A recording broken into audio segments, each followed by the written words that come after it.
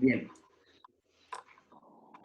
Eh, Nuestra clase pasada ya entramos a lo que es el Common Law. ¿Se acuerdan que les había dicho acerca de precisamente cómo se relacionaba o cómo empezó a ver la relación y sobre todo que tenemos que ver desde un punto de vista paralelo, histórico paralelo, acerca de las condiciones que se dieron en el Common Law y cuál fue la historia que se determinó a partir de Europa Occidental, es decir, esta Europa de Occidente que llevó a cabo la Edad Media, donde se desarrolló la Edad Media propiamente, y cuál fue el ligue entre una y otra historia, y que esa historia nos iba a llevar precisamente a esta parte del sistema o entender el sistema jurídico anglosajón.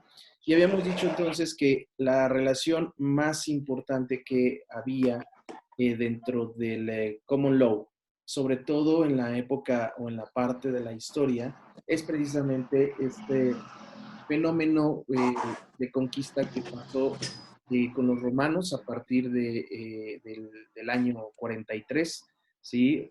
Años 43-50 antes de Cristo hasta más o menos el 450 después de Cristo. Y esto fue lo que le dio forma a la historia arcaica, se podría decir, o la historia antigua del common law y de la formación de Inglaterra. Y habíamos dicho también cómo se había dado esta formación cuando salen los romanos, entonces entran algunos pueblos como los daneses, los jutos, los, eh, los anglos, y todos ellos se conforman, obviamente junto con la parte de los britanos, conforman esta mezcla de tribal, esta mezcla de tribus que le da precisamente vida a lo que hoy conocemos como esta cultura anglosajona, ¿sí? Y les había dicho que los sajones y los anglos y los daneses provienen de la parte de Europa, del norte de Europa, y bajan a Inglaterra y se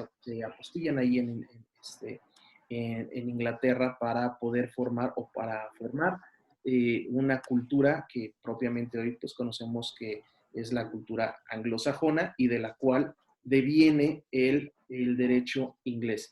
Y entonces decíamos o leíamos ¿sí? acerca de cómo se dio esta estructura, ¿sí? Cuáles fueron los reyes que anteriores, cómo fue el sistema. Vuelvo a reiterar, como lo he reiterado en clases pasadas, el sistema político es una cuestión preponderante para el sistema jurídico, ¿sí? Es decir, van de la mano. Y van de la mano porque dependiendo del sistema político que se tenga, es el sistema jurídico que se va a emplear o que va a desarrollarse. No a emplear, sino más bien a desarrollarse.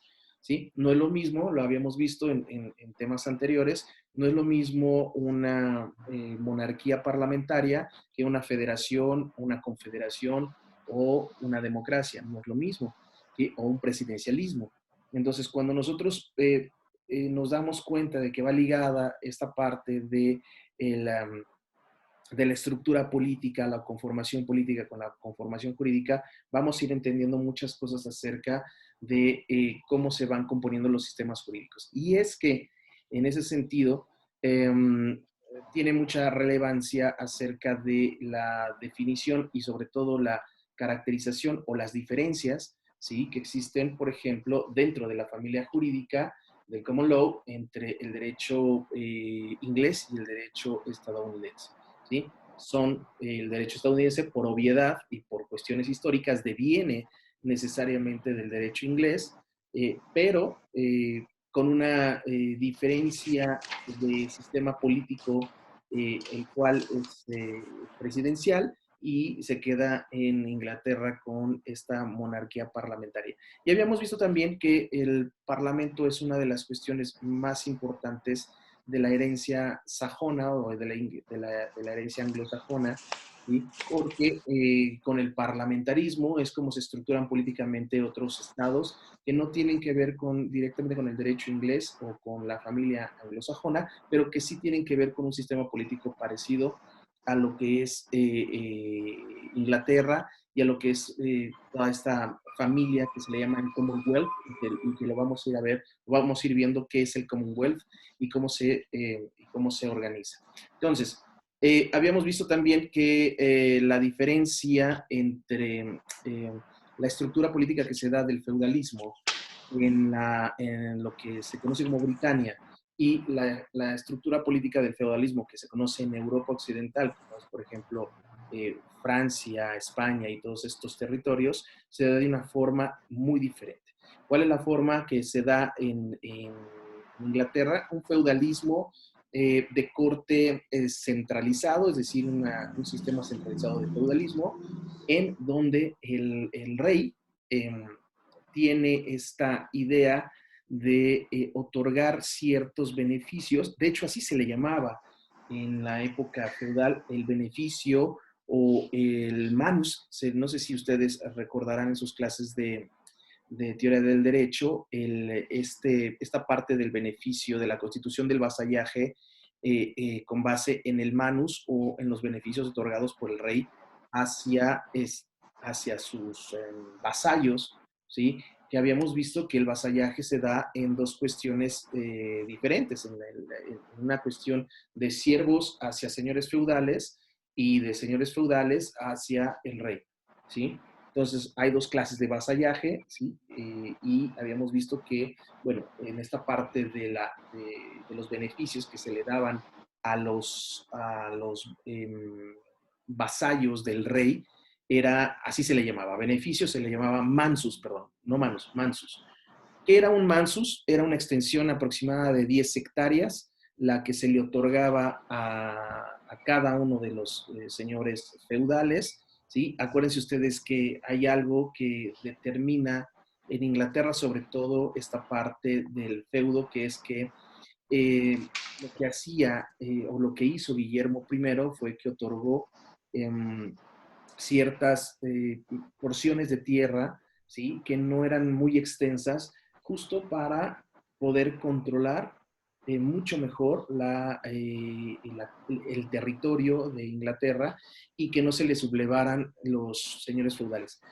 Y eso tiene que ver precisamente porque los reyes sabían perfectamente bien que en una cuestión de orden de vasallaje, no necesariamente el vasallaje tenía que ser porque le cayera bien el rey a los señores feudales o porque estuvieran agradecidos con ese beneficio que les había otorgado. Mucho era de cuestiones políticas, ¿sí? La política no deja de ser un elemento preponderante en la vida del ser humano y mucho menos en esa época. Entonces el rey sabía perfectamente bien que a la gente que le estaba dando las tierras no necesariamente se las estaba dando porque él quería dárselas, sino porque le beneficiaba o le convenía dárselas a ciertos señores, a ciertos lores, ¿sí? Porque a lo mejor tenían un ejército muy fuerte, porque a lo mejor tenían contactos igual muy fuertes y entonces por eso les daba el beneficio. Y esto lo vamos a ver constantemente desde la época antigua, con los griegos, con los romanos, incluso hacia atrás, ¿sí? De que el hombre es político, el son politicón, como le llamaba Aristóteles, hasta nuestros días, ¿sí?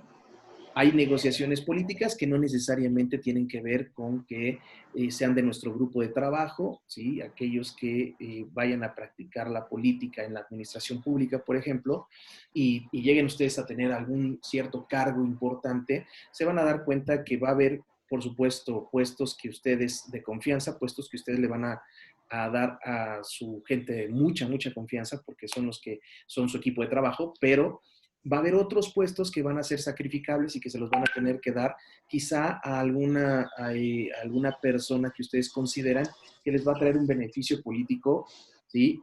A futuro. Y así ha sido y así va a ser siempre, ¿no? El ser humano desde que es político, entonces se constituye de esa forma y no es una cuestión tanto de orden de amistad, sino de orden de beneficios políticos y por supuesto de beneficios económicos, ¿no? Entonces, hasta aquí hay alguna... Perdón, quién sabe quién. Hasta aquí hay alguna duda acerca de lo que es la figura del vasallaje y lo que es la época de Guillermo el Conquistador. ¿Se acuerdan ustedes la historia que vimos acerca de cómo es que Guillermo es quien levanta la mano y dice, yo soy el heredero. ¿Sí se acuerdan? Lo vimos en la clase pasada. ¿No se acuerdan? ¿Se acuerdan de Eduardo el Confesor? Eduardo el Confesor es este rey que no tiene descendencia y entonces a su muerte lo que hace es designar a alguien que sea de Normandía, y justo es porque el abuelo de él era un rey normando, es decir, el papá de su mamá era un rey normando, y por lo tanto, entonces dijo que quien debía tener el derecho de sucesión del reinado a su muerte era el duque normando que estuviera, o el duque de Normandía que estuviera en ese momento. Y en ese momento, el duque de Normandía, pues era Guillermo, y entonces Guillermo, cuando sabe que Harold es un vasallo, un lord del reinado de Eduardo,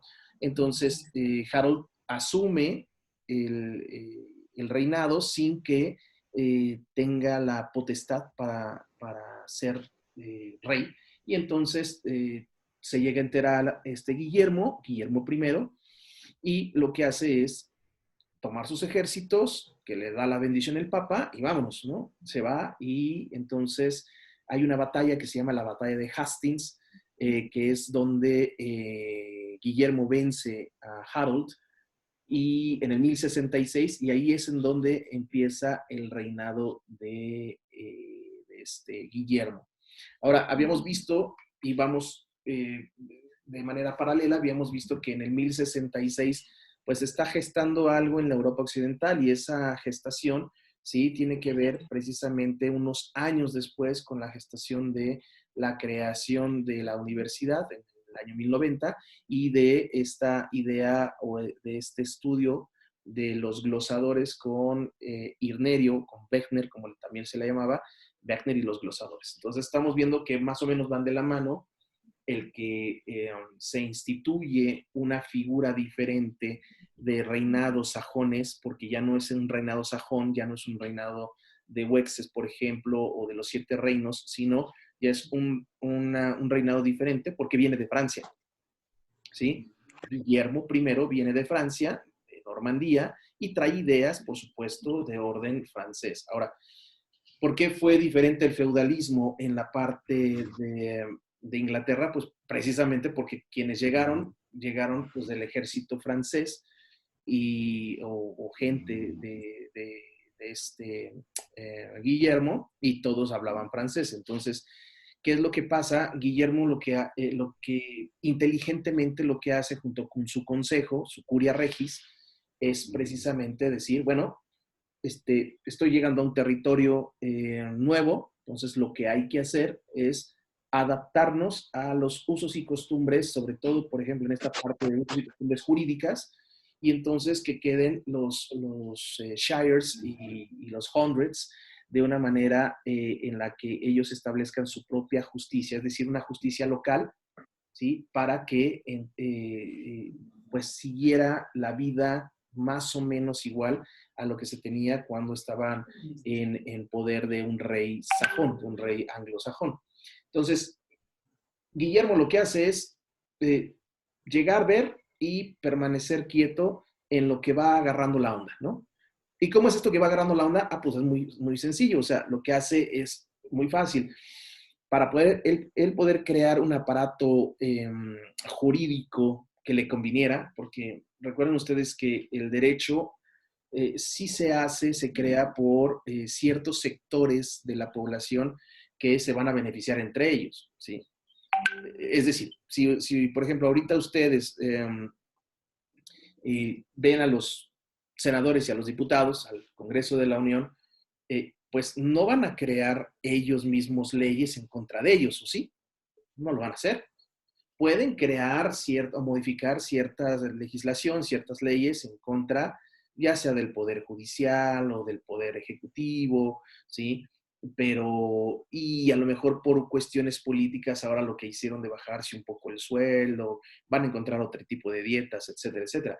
Pero sería tonto pensar que ellos mismos se van a picar los ojos, ¿no? Que ellos mismos van a poner cuestiones de, se van a poner un freno de mano cuando ellos tienen, o tienen el poder, ¿sí? Y esto es muy lógico, esto es muy humano. Entonces, en ese sentido, pues imagínense que el derecho es el que protege, claro, en un cierto sentido, es el que protege los beneficios a ciertos grupos, ¿sí? Que son los grupos hegemónicos, los grupos de poder. Digo, tampoco me quiero meter tanto en la hegemonía, porque ustedes ya también vieron teoría del Estado, son peritos, son en teoría del Estado, me dan la vuelta, entonces no hablemos de cuestiones hegemónicas, pero bueno, estos grupos de poder, estos grupos hegemónicos son los que determinan y han determinado siempre cómo se va a llevar a cabo la vida política social, ¿sí? A través de algo que los constriñe que se llama derecho, ¿sí?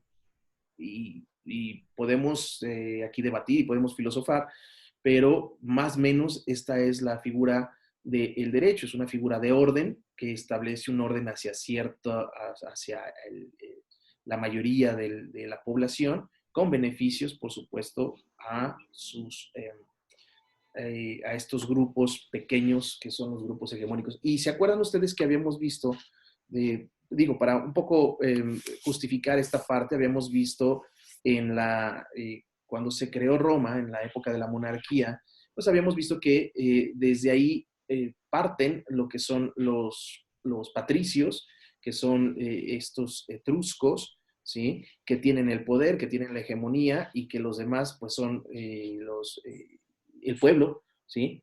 Que son los plebeyos, y que más o menos les tuvieron que dar ciertas prerrogativas al paso de los siglos, porque ni siquiera fue años, fueron siglos, ¿sí? Para que se fueran calmando las aguas de los plebeyos, pero quienes tuvieron siempre el poder, pues fueron estos pequeños grupos, estas familias ricas. ¿Se acuerdan ustedes que hablamos del censo económico y de que este censo económico se determinaba a partir de los haces, que los haces eran esta moneda, y que quien más tenía haces era quien más tenía voz y voto en las participaciones políticas, en las asambleas o en lo que eran primero las curias y luego las centurias?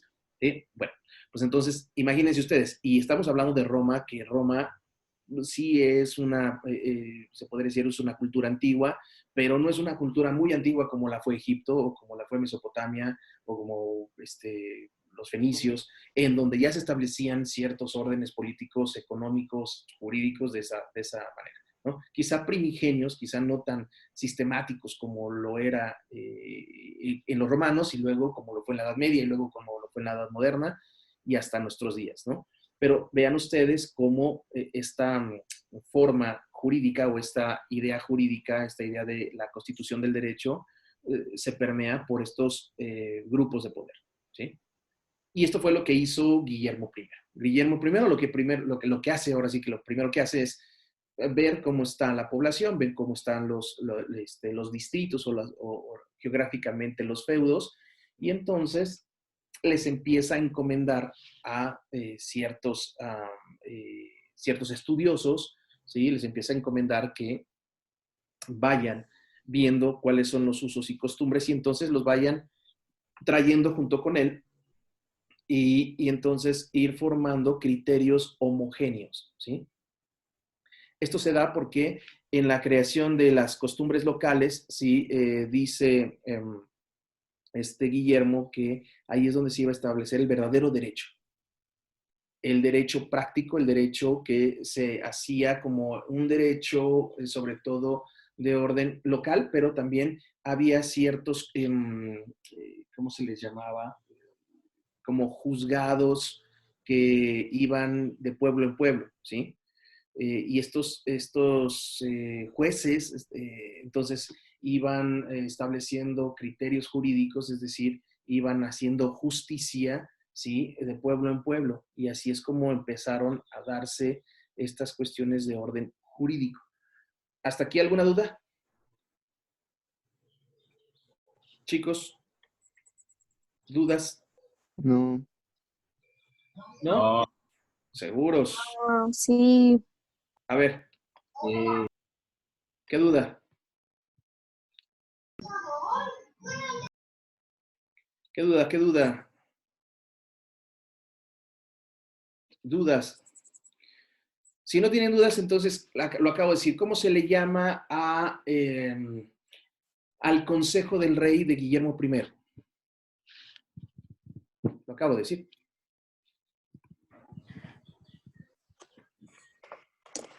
¿Ah, verdad? ¿Cómo se le llama? ¿Es el Curia Regis? La Curia Regis, sí, la Curia Regis, que es la corte del rey, es así como se instituye. Ellos fueron los que coadyuvaron con este Guillermo para hacer los cambios, sobre todo en cuestiones de materia o de propiedad agraria, que fue cuando confiscó los feudos, etcétera, etcétera. Es Curia Regis, es este organismo que ayuda o coadyuva al rey en su gobernanza, ¿sí? Y bueno, por otro lado, dice, se inician las famosas cortes del condado o cortes señoriales, ¿sí? Que son esta figura que se va dando en el transcurso de la historia anglosajona con Guillermo I, y se establecen después, posteriormente se establecen lo que son los jueces ambulantes. Esto ya viene con los hijos de Guillermo el Conquistador, es decir, de Guillermo II y Enrique II, en donde existen lo que son los jueces ambulantes, que era lo que les decía, ¿no? Ellos iban recorriendo los condados y juzgaban eh, eh, las controversias que iban apareciendo en cada uno de los condados, ¿no? Entonces, imagínense ustedes, el condado estaban esperando a que llegara el juez para entonces determinar su problema, su litis, y comentárselas a los jueces, y estos jueces, como pretores romanos, de repente, bueno, pues con los elementos que tenían, juzgaban. Imagínense ustedes que tenemos ahí un problema en la cual pues se tenía que resolver como de facto, porque como eran jueces ambulantes, pues iban de condado en condado. Entonces no tenían el tiempo tampoco, o tanto tiempo, como analizar el caso, que les presentaran las pruebas, determinar o hacer una interpretación jurídica. O sea, era como ipso facto, ¿no? Rápido, saber cuál es tu problema, cómo se va a solucionar, y estos criterios se iban haciendo por la experiencia, ¿sí? O sea, que es ahí donde yo quiero llegar.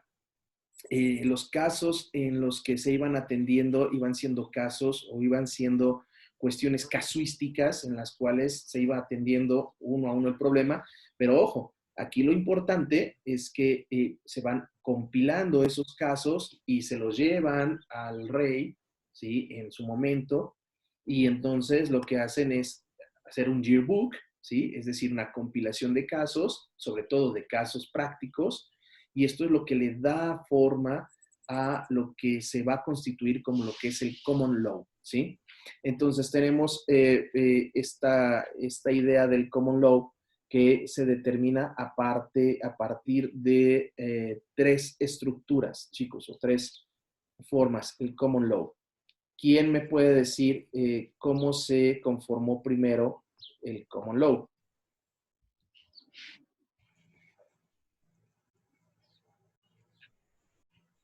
Ya leyeron, obviamente, ¿Sería, sería por el stare decisis, que era quedarse con lo ya decidido? Bueno, esta es una figura o es una como institución jurídica, no, pero el common law se determina, más bien lo constituyen ciertos tribunales reales, ¿sí? Sí. ¿Qué tribunales reales son? Son de tres tipos, ¿sí? A ver, el primer tribunal real que se crea, bueno, se crean tres tribunales reales para atender a cuestiones diferentes. El primer tribunal real que se crea, o el primero que se tiene, es el famoso Exchequer, ¿sí? El Tribunal de Justicia Exchequer. Este lo que hacía era que atendía las finanzas públicas, ¿sí? El Exchequer. Luego viene uno que se llama el Common Pleas, ¿sí? Que es Common Pleas, así se escribe, common con doble M, common pleas, ¿sí? Y conocía de litigios, de pleitos comunes y litigios civiles. ¿Sale? Y por último tenemos la otra constitución, que eran tres las que conformaban el Common Law, que era precisamente el King's Bench, ¿sí? Que ahora se llama Queen Bench, ¿sí? El King's Bench, ¿sí? Que era como la banca del rey, ¿sí? Y este King's Bench lo que veía era el derecho penal, ¿sale? El derecho penal. Entonces, se va a acabar el tiempo, chicos, tenemos 8 minutos. Yo les digo más o menos cuándo, bueno, se va a cortar de todos modos, pero les mando el otro link, ¿sí? Acuérdense que me voy a tardar un poquito porque se tarda en bajar y crear el video, ¿sí? Más o menos son unos 3 o 4 minutos los que se tarda y ya les mando el link, ¿sale? Entonces, tenemos ya, ¿queda claro? Así es como constituye Guillermo I, bueno, no Guillermo I, sino se constituye a partir de Guillermo I una cuestión diferente del derecho. No es con Guillermo I, ojo, sino es a partir de las generaciones que le suceden, que son precisamente sus hijos, ¿sí? Estamos hablando de Guillermo II y de Enrique I.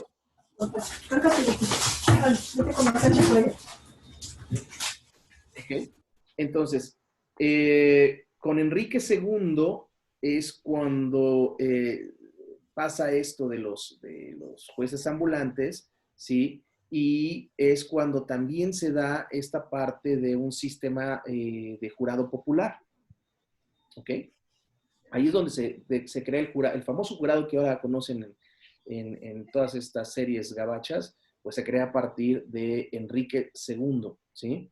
Ahora, con Enrique II es con quien se crean tribunales reales conocidos como el Common Law, ¿sale?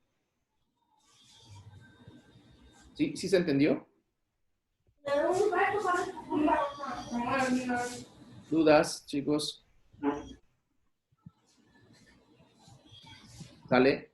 Entonces, ¿quién creó los tribunales reales? ¿Quién creó el Common Law propiamente? Este niño, Enrique II. Enrique II. ¿Sale?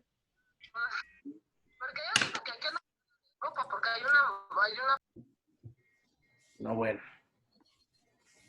Entonces, nuevamente, para tener los criterios homogéneos, Enrique II o a partir del reinado de Enrique II se crean tribunales reales del Common Law ¿qué es lo que tiene o cómo se conforman? Paguen por ahí un micrófono. Todo el regaño de la mamá hacia los hijos. Sí, estoy yendo. Por favor.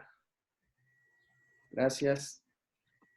Entonces, ¿cómo se componen entonces los tribunales reales? A partir de los famosos exchequer, que es como el tribunal que se dedica a las finanzas públicas, el Common Pleas, que se dedica a los pleitos civiles, y el King's Bench, que se dedica a la cuestión de orden penal, ¿sí? Así es como se configura. ¿Ok? Ahora, hay que tener en cuenta algo bien importante. El que en ese tiempo se pudiesen acudir a los tribunales reales no era una cuestión de derecho como ahora nosotros lo entendemos. Nosotros hoy entendemos incluso por la Constitución, que tenemos nosotros derecho a estas cuestiones de defender nuestros derechos constitucionales. Antes no era así, ¿sí? Antes, o bueno, por lo menos ahí en la parte de Inglaterra, de los tribunales reales, no era un derecho, era un privilegio. ¿Sale? Era un privilegio. Y este privilegio entonces se daba en ciertas condiciones, ¿sí? Que establecía el rey. No todos podían acudir entonces ante los tribunales a exigir sus derechos. Estos derechos se constituyen a partir de algo que se llamaba writs, ¿sí? Con W-R-I-T, writs, ¿sí? este privilegio a partir del Brit se constituía con base en una cuestión que se iba a resolver, pero el rey, al principio el rey lo resolvía. El problema es que de repente se empieza a extender tanto, empieza a haber tanta demanda para que se resuelvan los casos, que se lo pasa al canciller, ¿sí? Entonces, le cede esta parte de conocer de los casos al canciller y se crea una cancillería, ¿sí? Esta cancillería es la que va a decir si el Brit, o sea, si es privilegiado para el Brit o no es privilegiado, ¿sí? Ahora, ¿qué es el Brit? ¿Alguien de ustedes leyó qué es un Brit? Era una orden dirigida a un funcionario ordenándole que trajera al demandado a los tribunales, ¿no? Bueno, es lo que venía en el PDF. Ok. A ver, explícamelo un poquito mejor. ¡Ah! Pues sí, era como Era como que, los encargados como cazarrecompensas, o sea, yo entiendo más o menos como tipo cazarrecompensas, o sea, tal vez no cazarrecompensas, pero los que se encargan de llevar al acusado enfrente del rey o enfrente de los juzgados para que se haga justicia, algo más o menos así. no, porque un Brit era una orden expedida por el rey, ¿sí? O sea, no es que hubiera un cazarrecompensas, sino que había una orden expedida por el rey y esa orden se le mandaba en este caso, al funcionario, por ejemplo, podía ser un Brit expedido hacia un señor feudal, ¿sí? Hacia un varón, hacia un lord, ¿sí? Entonces, y se le daba, ahí venía una cuestión de mandato, ¿sí? El cual tenía él que presentarse a la corte, sobre todo, por ejemplo, en Westminster, presentarse a la corte real para que llevara a cabo el juicio o el problema, la litis, y entonces ahí es donde se resolvía. Pero era una como orden de presentación, para que ustedes me entiendan, ¿sí? Una orden de presentación que ahora se gira ese orden de presentación a fulano de tal. Y entonces ahí va el Ministerio Público y llega contigo, ¿no? Dos cuates que te dan miedo y entonces llegan y te dan una orden de presentación y entonces tú tienes que acudir al Ministerio Público a rendir, no sé, declaración, ¿sale? Más o menos así, una orden de presentación, un Brit, ¿sí? Ahora, estos Brits estaban muy delimitados, al principio eran 50 Brits, ¿sí? Ya se va a acabar el tiempo, entonces cortamos y les mando en unos minutitos la liga, ¿vale?